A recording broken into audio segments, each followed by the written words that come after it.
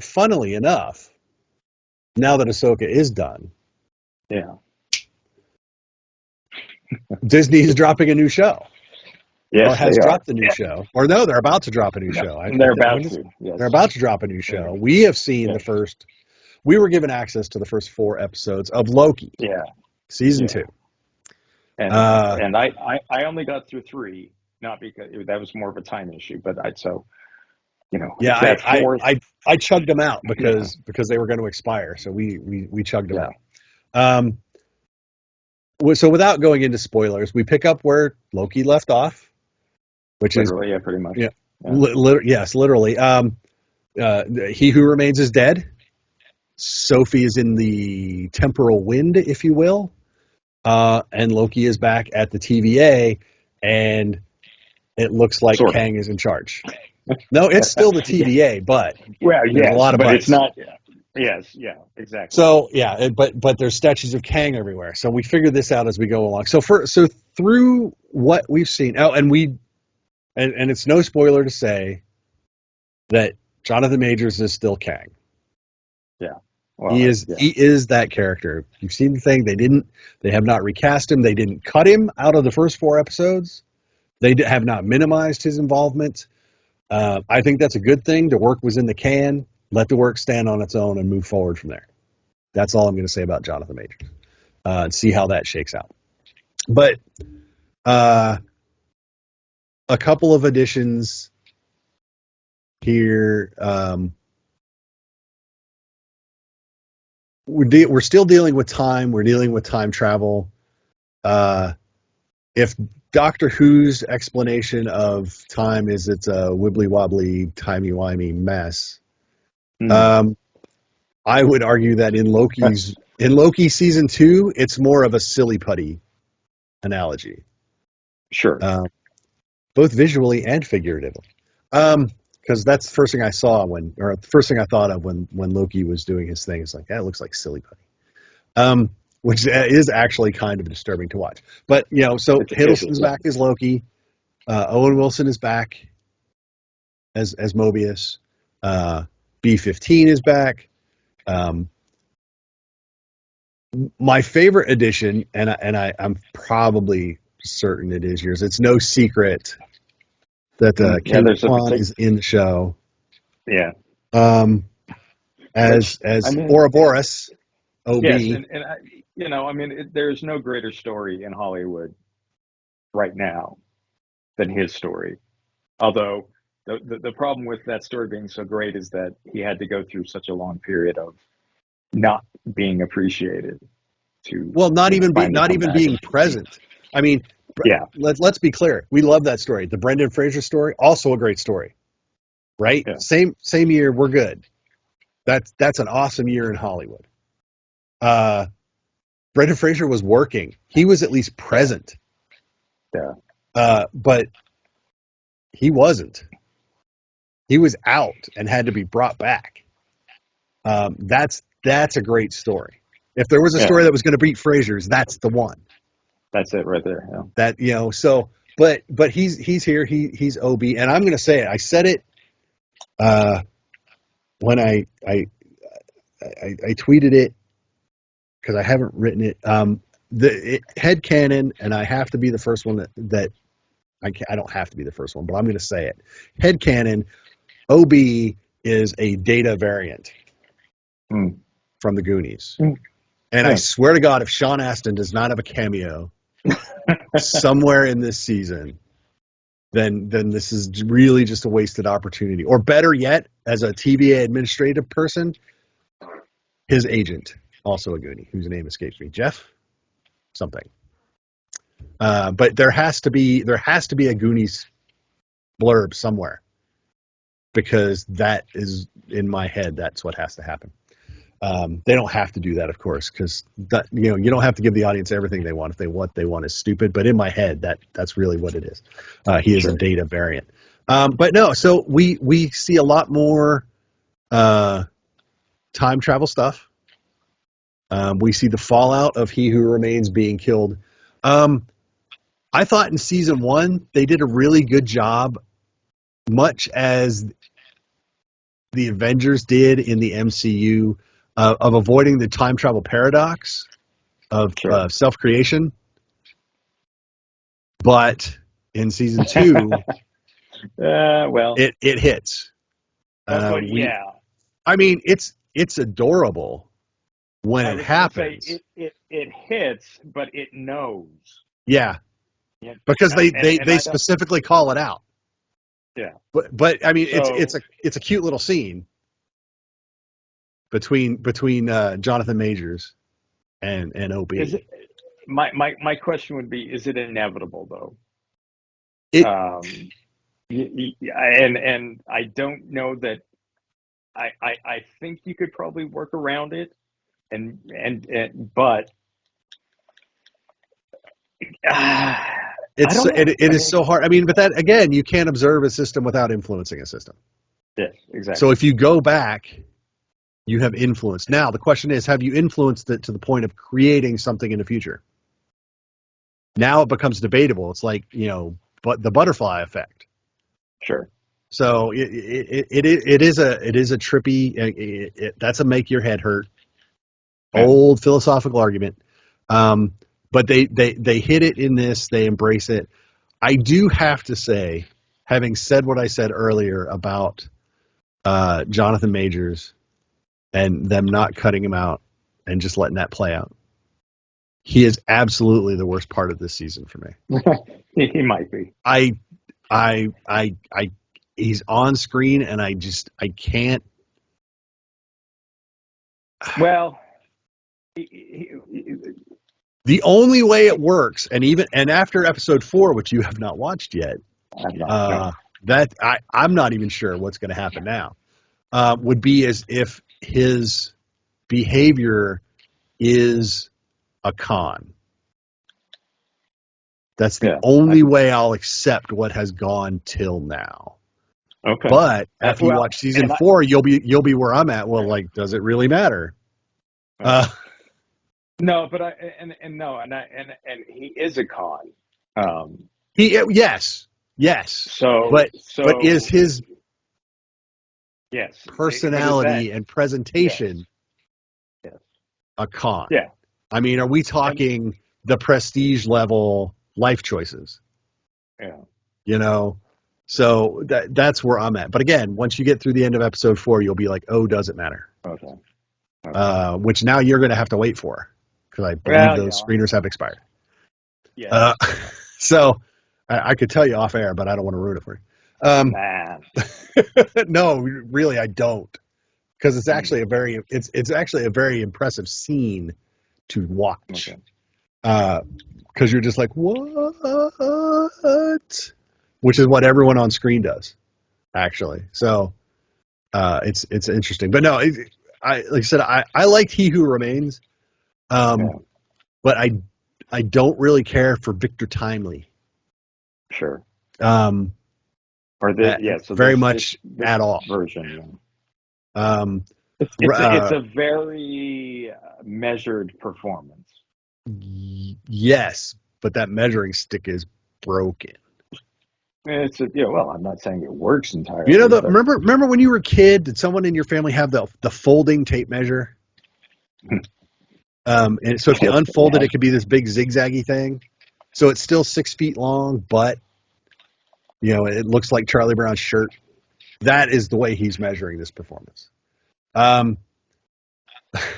In my opinion, that's the way he's measuring this. But no, Renslayer's back. We learn a little bit more about her. We learn about the temporal war that was fought all those years ago. There's an argument that if I made the argument that I want to make right now, I would spoil something. So I actually can't. But it was interesting to see that. It's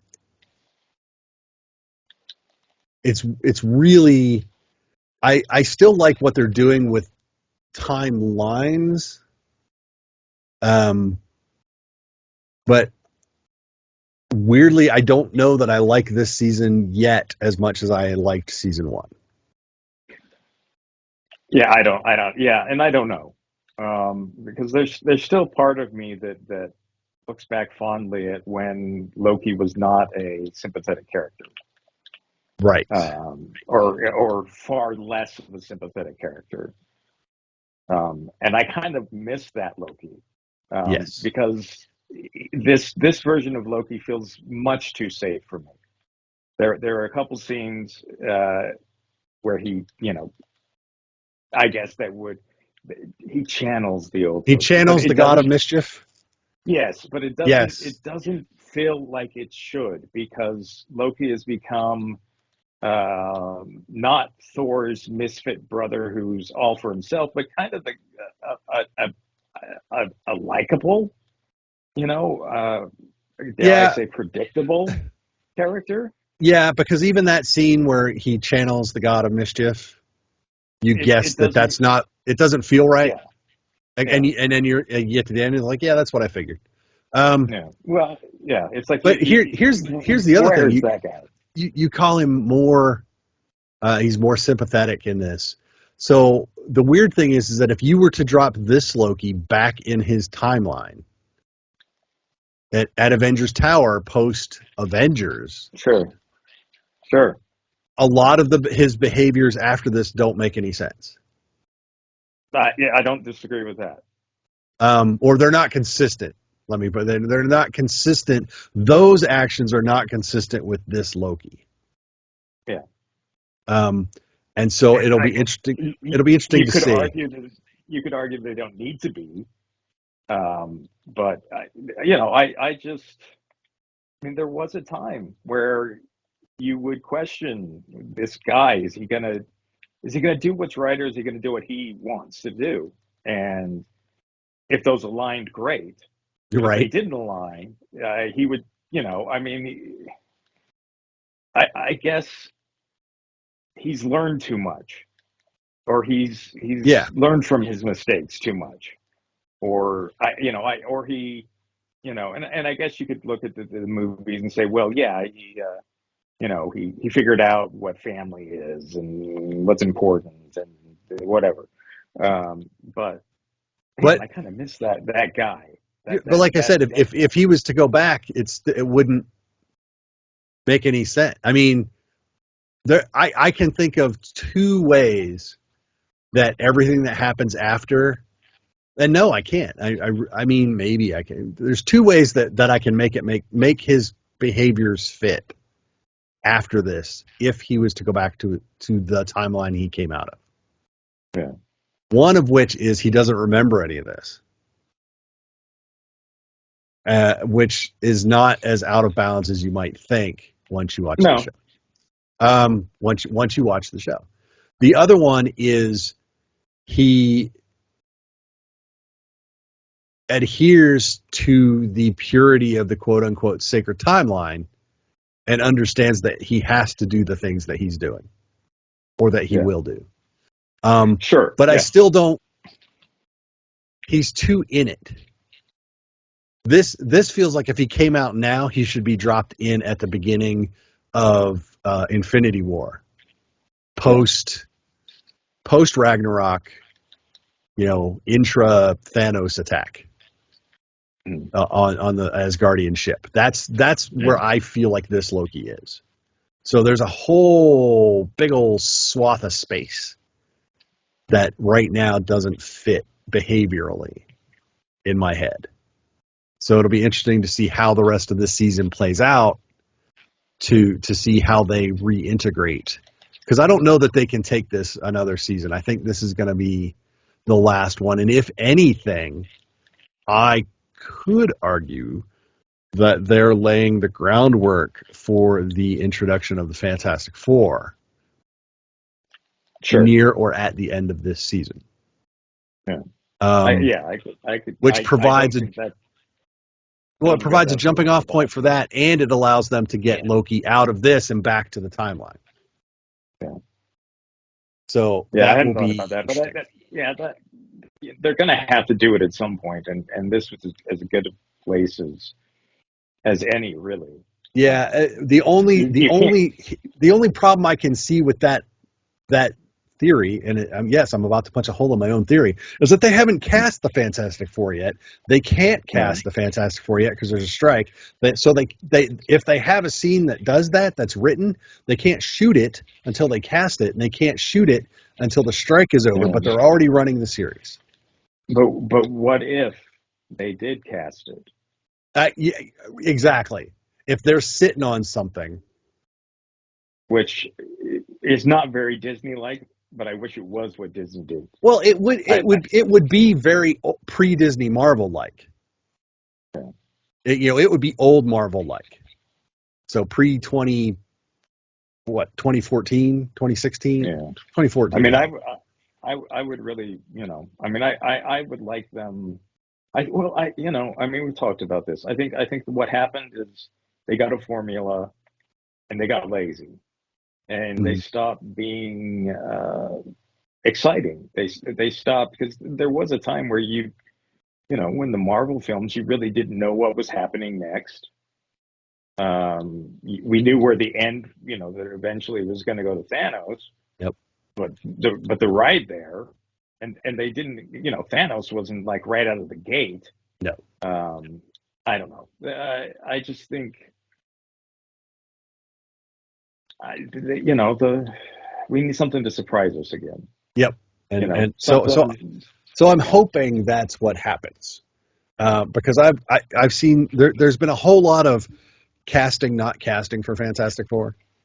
Like this person, oh no, this person's like I was never contacted, or no, this person's out of the running. It's like, oh, are they? Were they? Well, and that when it comes to that sort of stuff, you can't expect everyone to be telling the truth. Oh God, no! Everyone's lying. So they're all lying about something. Yeah. So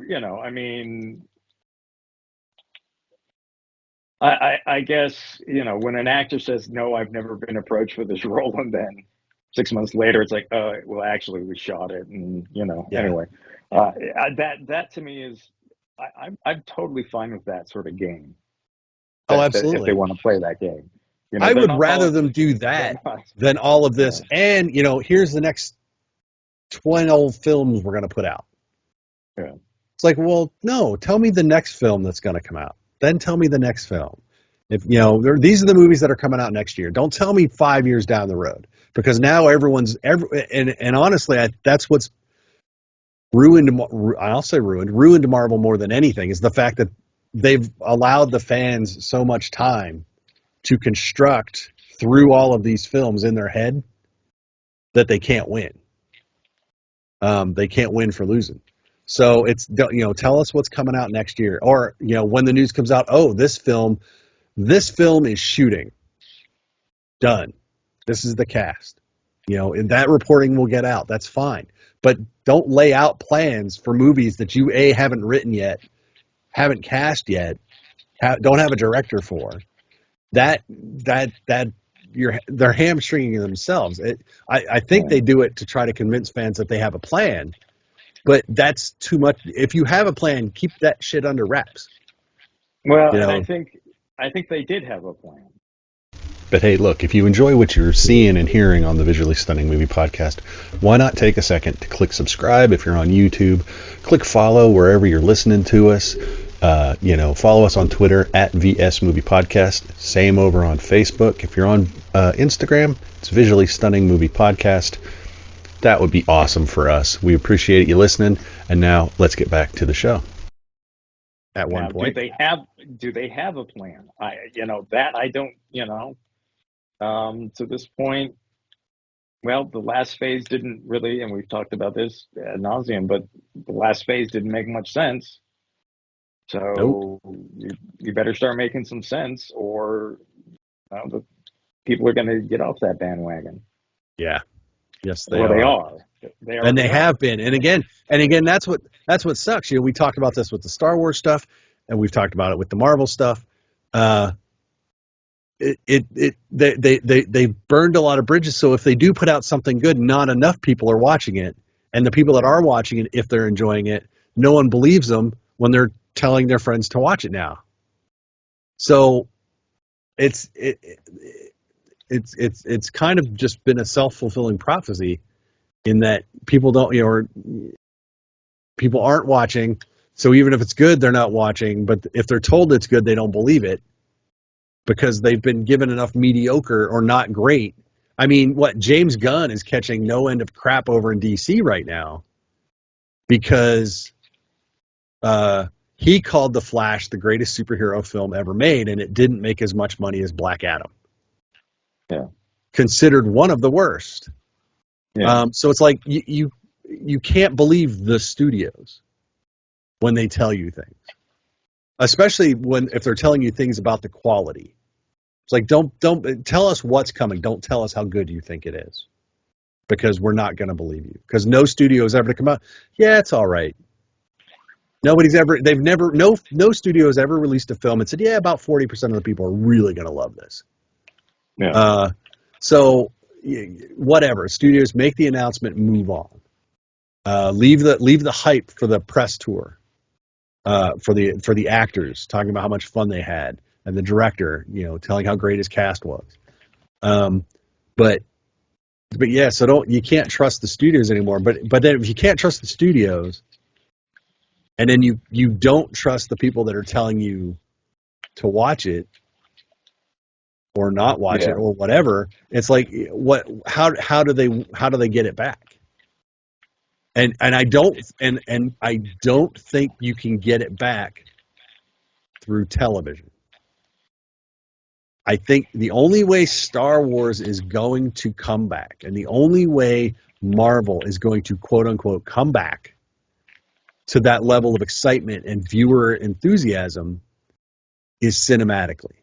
They've got to put a great movie in the theaters so that when it hits, it doesn't have to make $200 million on opening weekend, but it's got to do good business and get the word of mouth going, holy crap, and then repeat viewership. Because I can watch a show 6 times on television that I would not pay to watch 6 times in a theater.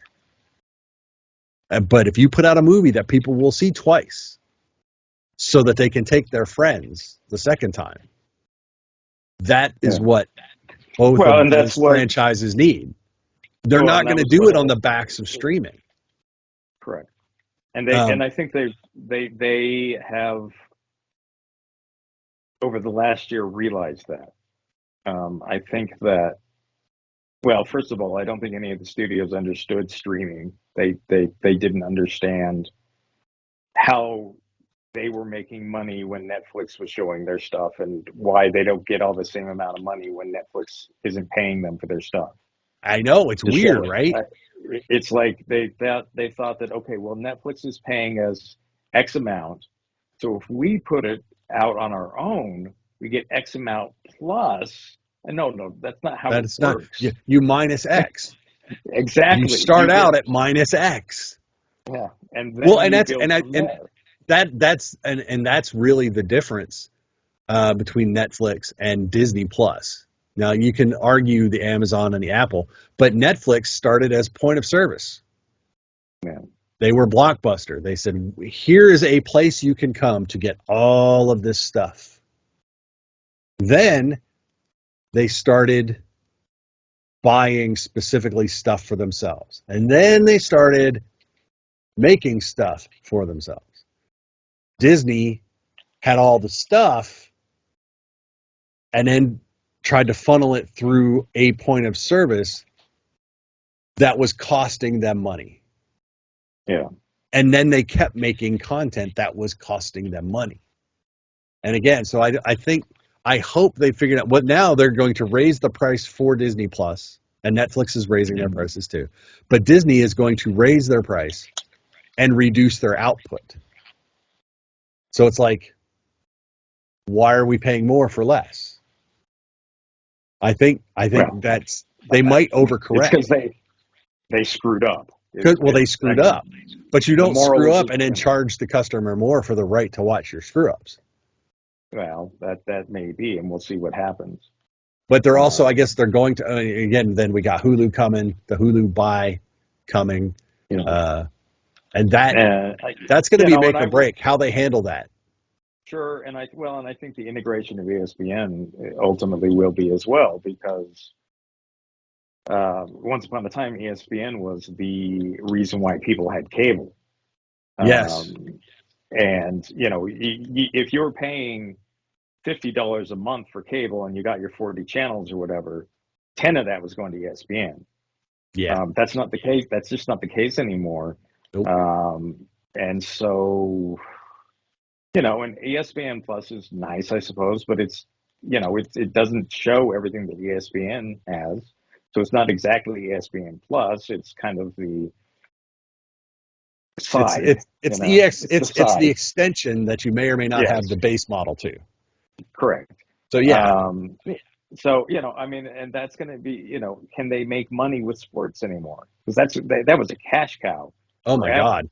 I remember when For, ESPN launched. yeah. I mean, it Because was because we didn't have cable when I was a kid. yeah, Because cable back in right. the olden days, kids, was an actual luxury. Yeah. And It ESPN never had it. and ESPN was mostly news. It literally was mostly sports news. Sports news. And yes.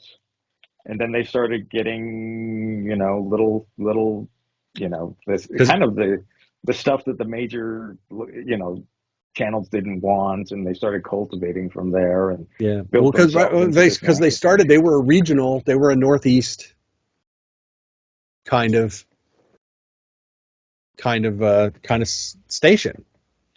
It's weird to call ESPN a station, but it was. You watched ESPN like you watched ABC or CBS. Yeah. Now it's like Yeah. ESPN. It's like, well, what ESPN? Yeah. 1 through 5. Is it the college? Is it the, Yeah. yeah. Is it the plus? And so yes, it's all of those things. But yeah, ESPN. I don't know that I would integrate ESPN. I don't know that I would sell it off and part it out. But I would, if it was me. Now we're just pie in the sky in it here.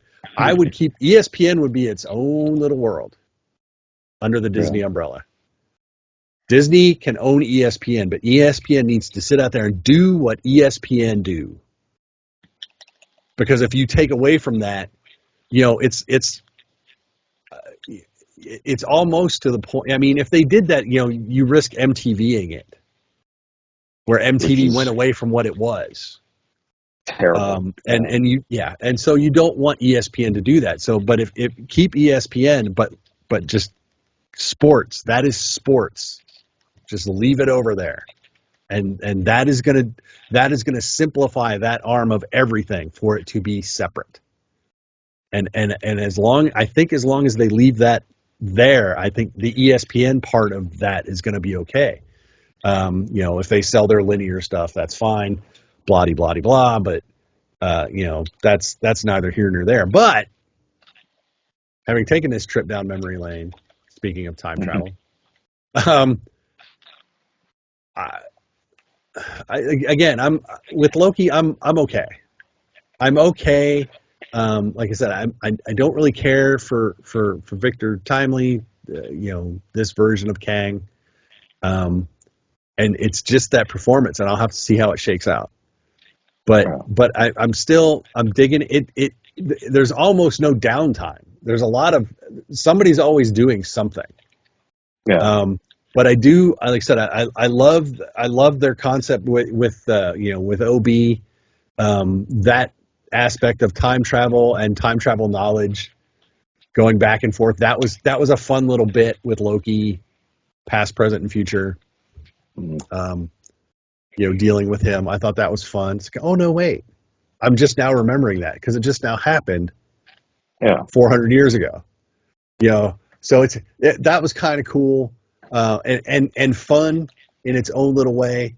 So that aspect of it is still working for me, but overall, I think it's lesser than season 1. And it may figure itself out in the next. What do we get? 8 episodes of this? Yeah, I think so. Yeah. Like I said, my biggest thing is I miss the Loki that was dangerous. Yeah. Yeah. He spent I the first half of the first season still being Loki. Yeah. The Loki that came through. That was always looking for an out, always looking for an edge. and then they softened him up in the second half of that season. So if you could generously call the old Loki an anti-hero, if you could generously call him that, Sure. I don't know. He's almost heroic. Yes, too much so. He's too heroic for Loki, but he's not Thor. Yeah, he's still not a hero. He still is. He still sees. He's very big picture. But I think if push came to shove, I think Loki would still sacrifice certain things for the big picture.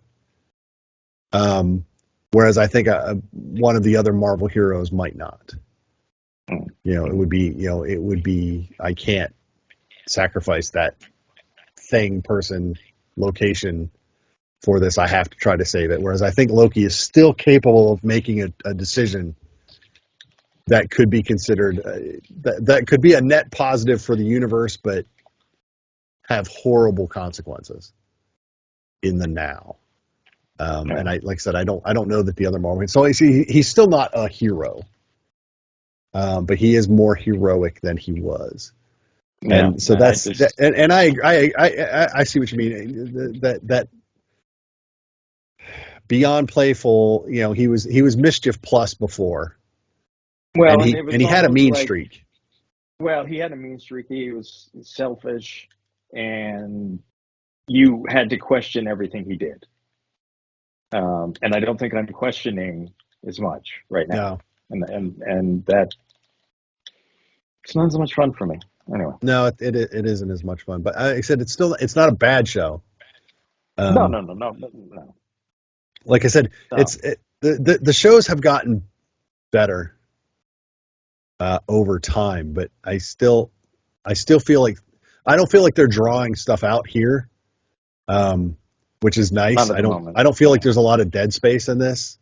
Like I said, there's some dead space in Ahsoka. There was some dead space in season 1 a little bit, and in some of the other Marvel series there was some dead space.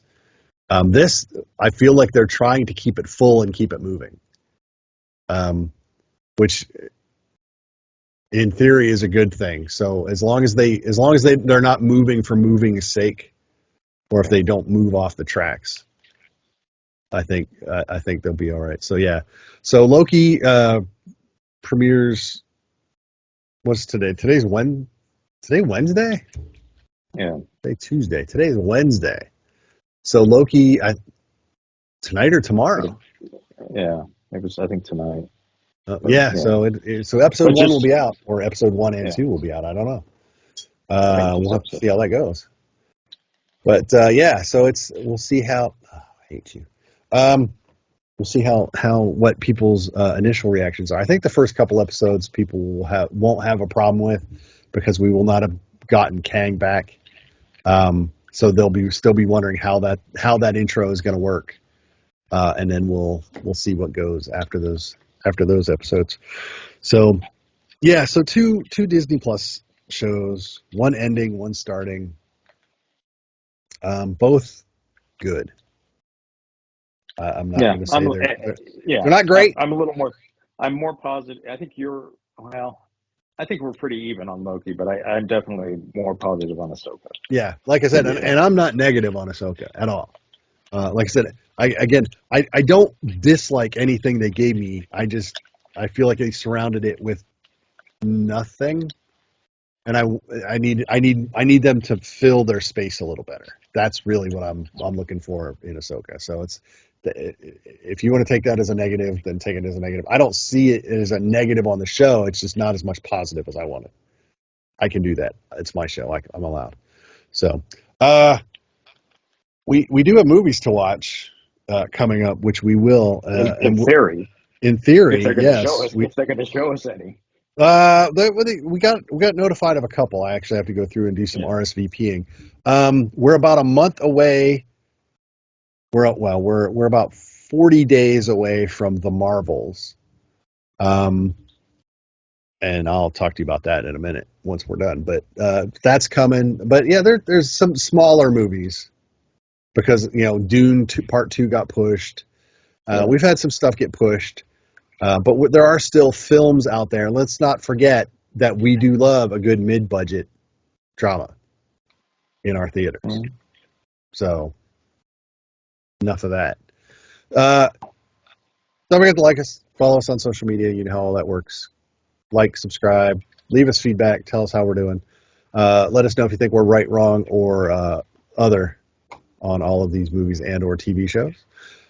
And until next time, I'm Mark. That's Ryan. Bye, Ryan. Hey, friends. And we will talk to you all later.